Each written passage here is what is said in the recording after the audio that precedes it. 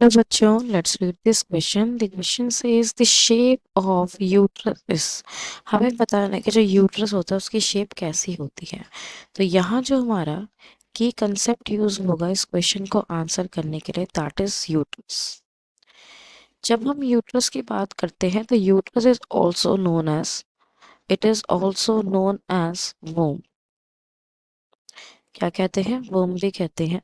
ठीक है. ये बेसिकली एक ऐसा स्ट्रक्चर है जो कि एक एक्सेसरी डक्ट का पार्ट है. अगर हम फीमेल के एक्सेसरी डक्ट्स की बात करें तो उसमें 3 पोर्शंस आते हैं: fallopian tube, uterus and vagina.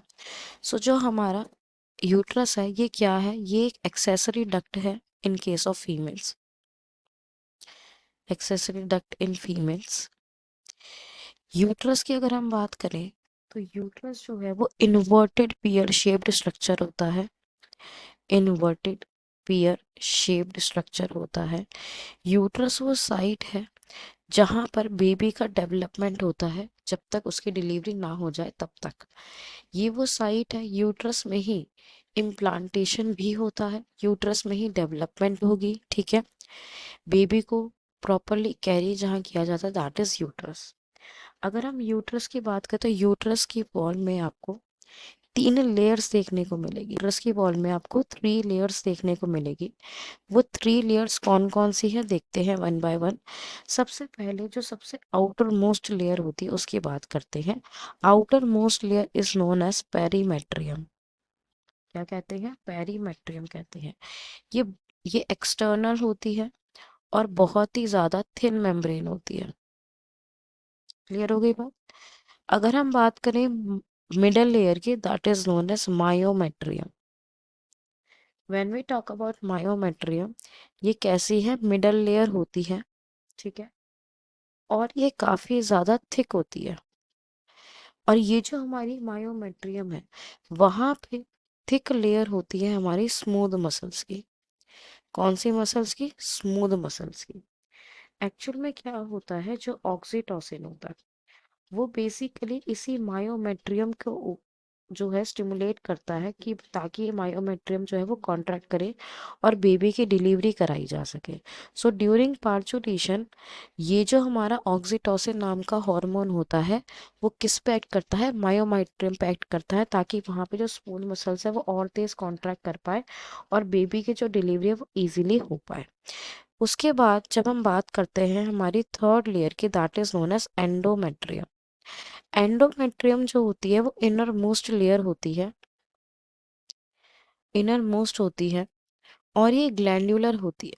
कैसी होती है? ग्लैंड्यूलर होती है.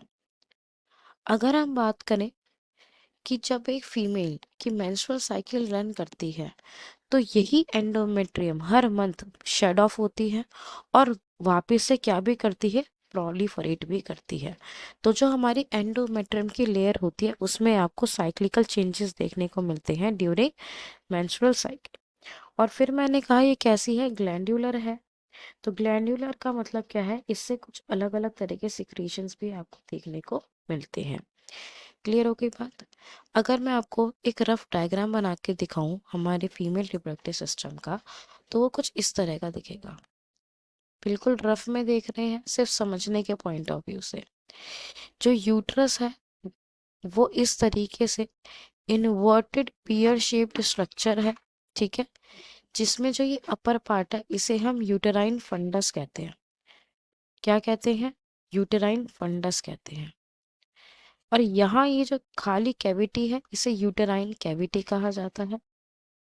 और एक्चुअली इसी कैविटी के अंदर क्या होता है? बेबी का डेवलपमेंट होता है.